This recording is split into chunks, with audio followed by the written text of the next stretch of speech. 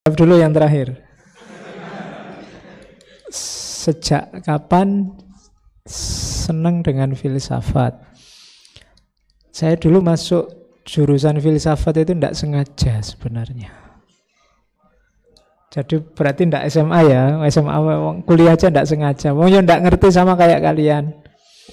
Ndak zaman mahasiswa pun tidak ngerti filsafat itu jurusan apa. Saya dulu masuk ke IAIN zaman dulu sebelum UIN itu bebas tes masuk ke sana. Cuma agak males kuliah. Terus waktu pendaftaran sama yang daftar ditanya, "Mas, ambil jurusan apa?" Sampean kan bebas tes, ngambil apa saja langsung diterima. Karena saya agak males kuliah, terus saya tanya, "Pak, di sini yang paling tidak laku jurusan apa ya?" Iya. Bayanganku itu kalau tidak laku kan kuliah tidak serius-serius amat, santai wae. Akhirnya, yang paling tidak laku ya iki Mas, filsafat ini. Sampean kalau mau ya wis Pak, ini aja filsafat. Ya. Jadi jangan dibayangkan aku serius membaca apa terus ndak sengaja aja masuk ke filsafat. Kuliah filsafat 4 tahun. Punjul sidik. Itu pun lulus saya merasa masih ndak ngerti apa-apa, wong kuliah juga. Sak senenge paling kerjaannya ya pewacaran aja sama jalan-jalan aja sama keluar-keluar. Jadi dulu orang melihatnya, memang mahasiswa filsafat sejati ini. Hidupnya kacau, ndak karu-karuan. Tapi ndak, ya memang males aja zaman itu. Nanti ada momen ketika apa ya, itu mungkin ini agak rahasia kalau dalam ilmu-ilmu Islam itu. Setiap orang akan mengalami, kalau bahasa baratnya, momen eureka. Kalau orang Jawa menyebutnya meletik. Ketika tiba-tiba pikiranmu kayak terbuka, terus iya berarti yang dimaksud ini. Nanti ada momen itu dalam hidupmu, carilah. Dan kalau saya menemukannya justru setelah kuliah S1, setelah lulus S1. Kalau S1 ilmunya paling ilmu hafalan, itu pun ya hilangnya setelah ujian. Ilmu hafalan kan gitu, mau ujian dihafalkan, begitu ujian selesai lupa sudah. Jadi sama kayak kalian, mungkin lebih bagus kalian mau serius. Saya dulu ndak ada forum-forum gini terus saya datang ikut, itu dulu ndak ada. Gawenane nongkrong, paling angkringan, paling itu zaman dulu. Jadi tidak ada itu, tapi ada momen ini. Momen orang Jawa menyebutnya meletik, ketika tiba-tiba aku ngerti sedikit dan ingin ngerti lebih banyak. Terus kayak orang penasaran, terus dijelajahi semuanya. Dan persis kayak kalau ada pepatah, orang itu semakin banyak ngerti semakin menunduk. Menunduk itu bukan berarti terus kemana-mana dingkluk, tapi semakin merasa tidak tahu. Ini bukan dibuat-buat, bukan kok aku ini pewinter loh, aku tak tawaduk aja sekarang. Enggak gitu. Itu dibuat-buat namanya. Tapi orang pinter beneran itu dia sadar bener banyak hal yang belum dia tahu dan harusnya dia tahu. Itu yang membuat dia terus agak tawaduk, agak menunduk gitu. Kan orang itu kan biasanya ketika pengetahuan satu terungkap, di balik pengetahuan satu yang terungkap ini ribuan puluhan pertanyaan lain muncul, kan selalu begitu. Sama lah kalau kalian tiba-tiba punya temen cowok dan cewek, kemarin jalan bareng aja kita bertiga, tiba-tiba sekarang pacaran, kan terus kamu pertanyaannya sekarang banyak. Loh, itu nembaknya kapan, pendekatannya seperti apa, kapan saja, itu kan pertanyaan jadi banyak. Begitu satu pengetahuan terungkap, banyak pertanyaan muncul. Ikuti terus momen ini, nanti lama-lama momen meletik tadi akan membentuk kalian jadi sesuatu. Itu dulu yang saya alami begitu. Jadi pertanyaan terakhir itu ya, sejak kapan Bapak kenal filsafat? Ya kalau bahasanya guyonannya dulu teman-teman di kampus itu, saya dulu tersesat di jalan yang benar. Bahasamu kan sering begitu, kesasar tapi kok ya pas. Nah, jadi kalau saya ngomong daki-daki tentang filsafat kayak tadi itu ya ketemunya belakangan. Oh, ternyata filsafat itu penting toh. Itu belakangan ketemunya, tidak di awal. Oke. Sekarang 3 pertanyaan yang lain tentang stigma dan jalan keluarnya terhadap filsafat. Yang pertama untuk kalian yang akademisi. Kalian kan pasti juga di kampusmu sedikit banyak ada mata kuliah filsafat. Kalian ngerti filsafat dan insya Allah tidak ada yang benci filsafat. Alhamdulillah. Kalau bahasanya Ibnu Rus, kalian ini termasuk kelompok hakimiyun, orang yang bisa menangkap hikmah. Di luar itu ada orang yang kelompok khotobiyun. Ini tidak bisa, orang ini harus dituntun. Kalau jalan sendiri nanti agak susah. Ketemunya bisa kesasar-sasar. Ada kelompok kedua namanya jadaliyun. Kalau yang kedua ini dituntun dia tidak mau, tapi hikmah tidak bisa menangkap. Caranya apa? Jadal, diajak diskusi. Sering-sering. Itu kalau solusi dari Ibnu Rus ya, orang ini ada 3 level ini ya perlakukan sesuai levelnya masing-masing. Kalian yang orang-orang kampus, tolong jangan jadi bebannya masyarakat. Iyalah filsafat itu penting, kalian punya wawasan luar biasa tentang filsafat, tapi ketika harus turun dan memberi manfaat ke masyarakat, ya kemaslah kebaikan, kebenaran, kebijaksanaan ilmumu di level yang bisa ditangkap oleh masyarakat. Jangan kalian nanti pulang ke masyarakat malah bikin bingung, bikin ontaran-ontaran masyarakat. Nanti disuruh khutbah Jumat, temamu Tuhan sudah mati. Ya.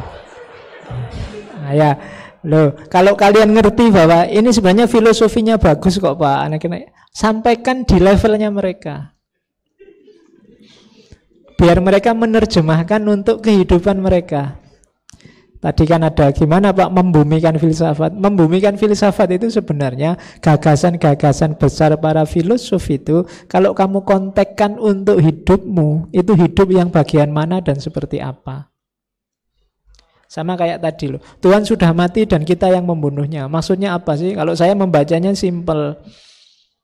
Orang beragama itu loh, perilakunya kok enggak kayak orang beragama, kan gitu sebenarnya.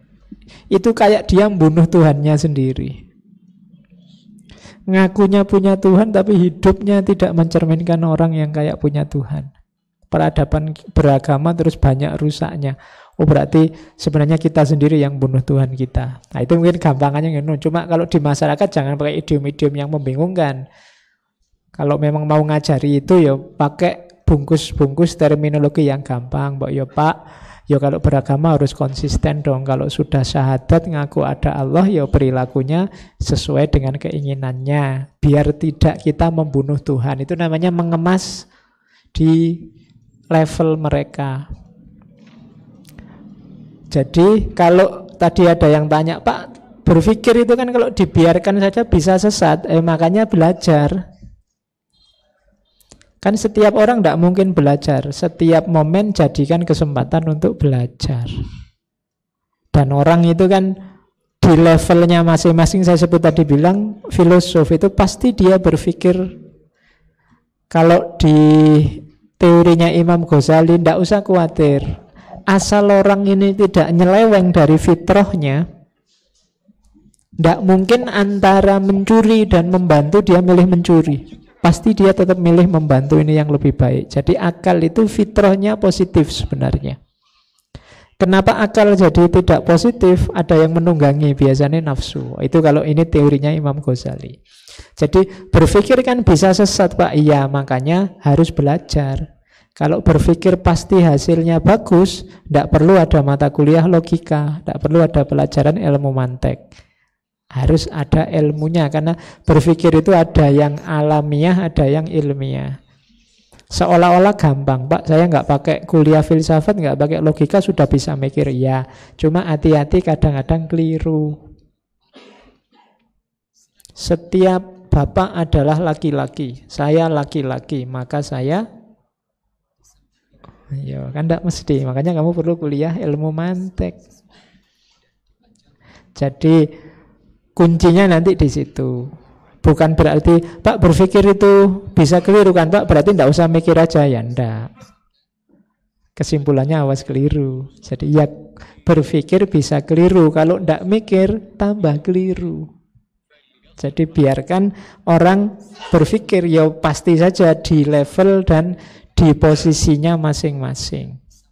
Karena kunci hidup manusia saya bilang tadi di berpikir yang sebagai proses. Kalau yang as product, kamu tidak menyentuh itu sama sekali pun tidak apa-apa. Kecuali mahasiswa filsafat yang harus menyentuh itu. Tapi as proses, kita harus berpikir. Diperintah atau tidak diperintah, kalau kita ingin tetap jadi manusia, ya harus mau berpikir. Terus, Pak, filsafat itu kesannya kan horor, Pak, angker, elit, dan macam-macam. Sebenarnya ilmu filsafat itu sama saja kayak ilmu yang lain. Kan susah, Pak, susah karena bukan bidangmu. Bagi saya matematika itu susah. Wong aku memang enggak kuliah matematika. Fisika itu susah, aku enggak kuliah fisika. Seni itu susah karena saya enggak kuliah seni. Jadi kalau ada yang tanya, filsafat itu kan susah. Ya, ilmu apa saja susah kalau kita enggak mendalami dan bukan bidang kita. Kalau kita mendalami dan bidang kita, ya mudah. Apalagi kita mau istiqomah belajar, insya Allah nanti mudah. Jadi jawabannya sebenarnya sesederhana itu. Kayak kalian bingung misalnya, oh kitab kuning itu kan susahnya luar biasa Pak. Ya karena kamu tidak mendalami. Bagi yang mendalami simple. Ngeri Pak filsafat itu Pak. Ya ngeri karena kamu lihat bagian yang ngeri-ngeri. Yang indah-indah, yang lucu-lucu juga banyak. Filsafat itu bagian lucunya kan banyak. Kalau saya ngaji itu sering saya potong dikit-dikit untuk teman-teman yang ngaji itu kan. Bagian-bagian uniknya para filosof. Ada yang lucu-lucu, ada filosof namanya John Dewey itu. Waktu dimarahi ayahnya, jadi waktu muda dia satu ketika mecahin televisi terus mau dimarahi oleh ayahnya. Ketika ayahnya bilang, wahai John Dewey, dasar anak kurang ajar. Bapak kok ngomong jelek? Lo ndak, dasar anak kurang ajar itu adalah kata-kata yang ndak boleh diucapkan. Oh, itu kan jadi awalnya maki-maki tapi terus belakangnya kan nggak jadi maki-maki. Kurang ajar. Terus kamu kaget, orang ini maki adalah kata-kata yang tabu untuk diucapkan orang waras. Itu kan nggak jadi maki-maki kan akhirnya. Ini teorinya filsafat bahasa. Sama kayak kalau ngomong gini ya. Semua yang di ruangan ini adalah pembohong. Itu seolah-olah sederhana tapi rumit kalau dipikir. Kalau semua yang di ruangan ini pembohong, berarti saya kan juga masuk pembohong. Kalau saya masuk pembohong, berarti yang saya ucapkan tadi kan bohong. Kalau saya ngomong semua yang di ruangan ini pembohong, berarti kebalikannya, berarti kan wong saya pembohong. Berarti semua yang di ruangan ini jujur. Cuma kalau semua yang di ruangan ini jujur, berarti kan saya juga masuk jujur toh? Loh, kalau saya masuk jujur, yang saya omongkan tadi berarti jujur. Semua yang di ruangan ini pembohong. Tapi kalau semua iya. Jadi itu rasanya kok rumit ya. Itu logika belajar. Namanya tautologi. Jadi itu contohnya ndak rumit kok belajar. Ndak harus dianggap ngeri belajar filsafat, itu biasa saja. Malah banyak yang penting-penting. Ada yang masih ingat logikanya Socrates itu. Jadi kalau ada yang tanya, Pak, menyelesaikan hoax caranya gimana? Biar kamu ndak hanyut oleh hoax. Socrates ngasih teori namanya triple filter. Triple filter itu 3 lapis seleksi kalau ada informasi apapun masuk padamu, biar kamu tidak ikut hanyut.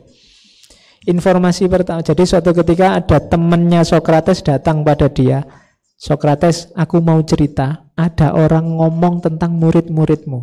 Nah, Socrates terus bilang, sebentar sebelum kamu cerita, tak tanya dulu 3 hal. Kalau lulus dari 3 hal ini baru kamu cerita. Terus dia tanya, yang mau kamu ceritakan itu sesuatu yang sudah pasti benar atau tidak? Oh saya tidak tahu pasti benar apa enggak. Wong ini kan masih rumor, masih kabar-kabar angin yang mau saya ceritakan padamu. Oh berarti tidak pasti benar. Pertanyaan kedua, yang mau kamu ceritakan ini baik apa enggak? Hal yang baik atau tidak? Ya kalau rumor, gosip itu ya biasanya hal yang jelek-jelek. Kalau yang baik-baik ya enggak mungkin jadi gosip, enggak mungkin jadi rumor. Oh berarti tidak pasti benar dan bukan hal yang baik. Oke, yang ketiga, menurutmu aku ngerti atau tidak informasi itu ada manfaatnya tidak buatku? Menurutku tidak sih, wong itu cuma gosip aja, isu aja. Oke, katanya Sokrates, kalau begitu kabar yang mau kamu sampaikan padaku itu tidak mesti benar, sesuatu yang tidak baik, dan aku tidak tahu pun tidak apa-apa. Jadi tidak usah capek-capek ceritalah. Nah, itu namanya triple filter. Jadi bisa kalian pakai untuk menangkal hoax. Setiap kali ada hoax coba ditanya, menurutmu ini sesuatu yang benar enggak? Enggak mesti sih, bisa benar bisa salah, wong ya sumbernya enggak jelas. Oke, yang kedua tentang hal yang baik enggak? Biasanya mesti yang jelek. Tentang yang jelek-jelek, gosip tentang ini, rumor tentang orang itu biasanya. Yang ketiga, kalau kamu tahu apa enggak tahu ada manfaatnya enggak buat hidupmu.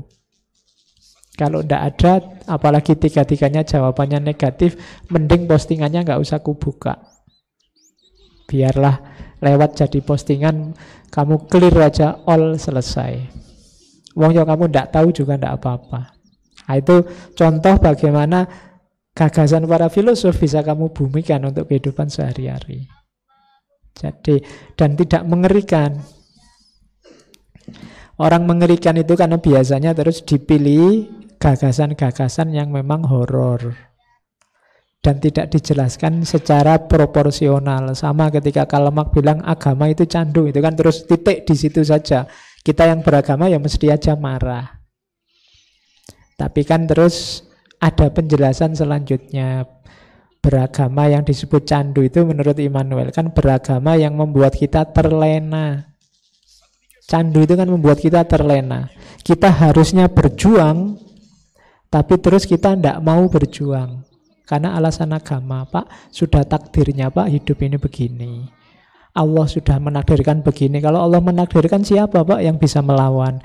Kalau saya sengsara ya biar saja. Memang dunia ini adalah penjara bagi umat mukmin. Jadi, itu kamu terus jadi lemes, tidak mau berjuang. Itu yang kecanduan agama kalau bahasanya Karl Marx. Agama membuatmu terus jadi lembek, tidak mau berjuang. Tuhan kamu jadikan kambing hitam terus atas problem-problem yang kamu bikin. Sudah takdirnya Pak, sudah ketetapan yang di atas Pak loh ya. Nah, itu penjelasan simpelnya. Cuma kan kita sering berhenti di jargon-jargon besar ini terus kita kaget. Wah, berarti filsafat itu bahaya. Padahal kalau dijelaskan mungkin, oh kalau maksudnya itu sih tidak apa-apa. Di titik itu, mungkin gagasannya yang lain kita tidak setuju juga tidak apa-apa. Jadi suka tidak suka, setuju tidak setuju dengan gagasan tertentu itu monggo. Tapi tetap kalau kita memang ingin mengikuti sarannya para filosof, lakukan itu secara argumentatif, secara kritis. Imam Ghazali itu mengkritik filsafat secara sangat filosofis. Sebelum menulis Tahafutul Falasifah, Imam Ghazali menulis Maqasidul Falasifah. Orang yang tidak kenal Imam Ghazali membaca Maqasidul Falasifah itu rasanya Imam Ghazali itu sak level sama Ibnu Sina sama Al-Farabi. Sangat luar biasa filsafatnya. Tapi setelah itu beliau tidak hanya ikut gagasan-gagasan para filosof, tapi juga mengkritisi. Sehingga lahirlah Tahafutul Falasifah. Beliau mengkritisi beberapa gagasan para filosof peripatetik sebelumnya. Jadi itu kita untuk tidak belajar filsafat karena memang situasinya belum memungkinkan. Mungkin khawatir umatnya nanti sibuk dengan filsafat ini melupakan yang dasar-dasar. Karena kalau di kita kan orang harus kuat dulu dasar-dasarnya, terus melakukan pengembangan-pengembangan seperti yang dilakukan di filsafat. Sebelum nyampe ke situ, mungkin mereka ingin mendasari dulu umatnya biar kuat, terus setelah itu silahkan kalau mau belajar filsafat. Buktinya apa? Para ulama yang mengkaji filsafat itu banyak. Fikih selalu butuh usul fikih. Usul fikih itu sebenarnya dasarnya ilmu mantek, filsafat. Ulumul Quran dan tafsir itu gandeng jadi satu. Ulumul Quran itu mana mantuk, mana mafhum, mana mutlak, mana muqayyad. Ini ilmu mantek, logika, filsafat. Ulumul hadis juga begitu. Apalagi ilmu kalam itu juga dasarnya pasti mantek. Jadi umat Islam tidak bisa melepaskan diri dari perangkat untuk berpikir ini. Jadi filsafat as proses kita pasti dituntut oleh agama untuk menjalankannya. Tapi filsafat as produk, tenang saja, kita tidak setuju, kita tidak suka, silahkan. Jadi rahasianya sebenarnya di situ. Kalian semua harus jadi filosof meskipun tidak harus sampai ke level ahli filsafat. Tafakurlah, muhasabalah, seriuslah dalam hidupmu. Karena kita akan bertanggung jawab sendiri-sendiri. Kamu tidak bisa alasan, saya cuma ikut kiai itu ya Pak, ulama itu Pak, tidak bisa. Besok kalau di akhirat, ya wala taziru waziratu wizra ukhra. Yang kamu lakukan, kamu pertanggungjawabkan sendiri. Orang lain tidak bisa menanggung bebanmu, maka hiduplah secara kritis bertanggung jawab sendiri. Orang lain boleh jadi rujukan, ulama tertentu, buku tertentu jadi rujukan, tidak apa-apa, tapi keputusan selalu ada di tanganmu. Nah, itulah cirinya seorang filosof. Oke, saya kira sudah ya, sudah jam 10. Sudah di bel tadi. Oke. Jadi kurang lebihnya mohon maaf. Semoga lain waktu bisa bertemu kembali. Wallahul muwafiq, wallahu a'lam bissawab. Wassalamualaikum warahmatullahi wabarakatuh. Waalaikumsalam warahmatullahi wabarakatuh. Terima kasih banyak pada Bapak Faiz yang telah memberikan ilmunya kepada kami. Bagi teman-teman sekali lagi yang pengen beli buku Sebuah Filsafat, monggo di belakang. Ini bukunya terbatas, jadi teman-teman monggo yang mau beli. Sebelum kami tutup, ada beberapa informasi yang ingin sampaikan, bahwasanya infak yang terkumpul pada malam hari ini yaitu sebesar Rp457.600. Alhamdulillahirabbil alamin. Informasi kedua,